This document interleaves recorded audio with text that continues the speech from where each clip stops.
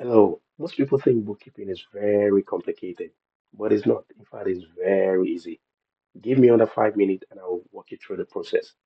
I need you to know three things. And the first thing I need you to know is the element of accounting. We have five elements of accounting and they are assets, liabilities, equity, revenue, and expenses. Assets are those, resources that provide future economic benefit.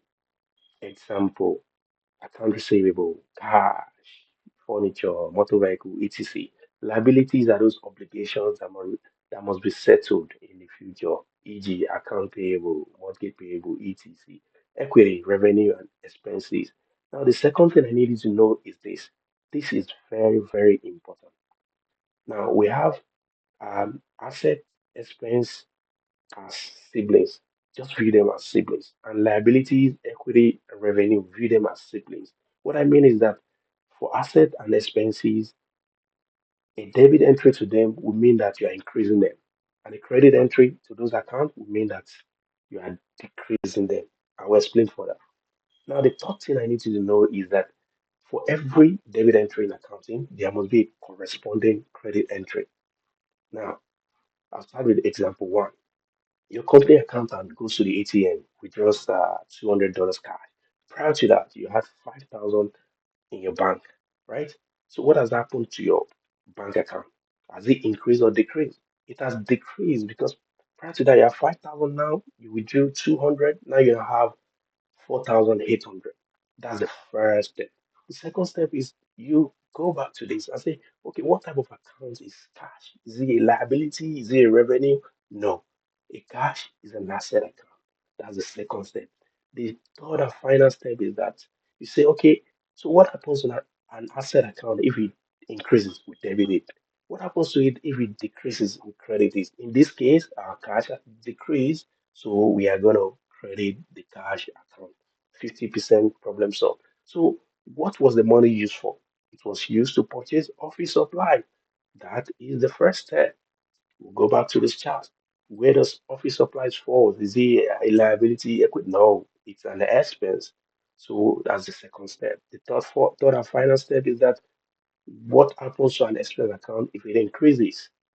We debit it. So the final entry is debit office supplies, $200, credit cash, $200. Example two is this. Your company paid somebody on Facebook to do an advertisement for them. What has happened to your bank account? It has reduced by 150. So what do you do to the bank account? You credit it. What has happened to the advertising expense? It has increased. So what do you do to that? You debit it. And the third and final example is example three. So you're a lawyer, right? And you provided legal services to a client. They, they promise to pay you the following day. The following day, on the following day, you received $500.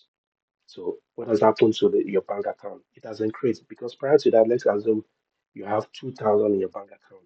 So the payment of 5,000 that you received from your client has increased your bank balance by $500.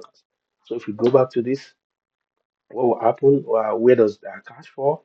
It falls on the asset. So what happens to an asset account if it increases? In this case, we debit it.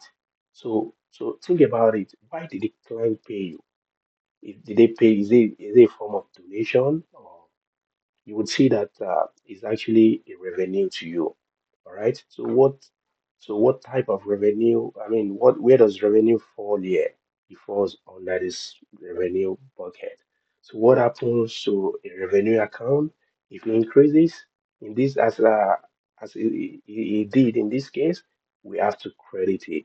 So the final entry is you debit your cash and you credit your revenue. All right. So you can see, bookkeeping is very easy. If you have questions, please drop them in the comment section. Please and follow for more, and I'll see you on the next one. Bye bye.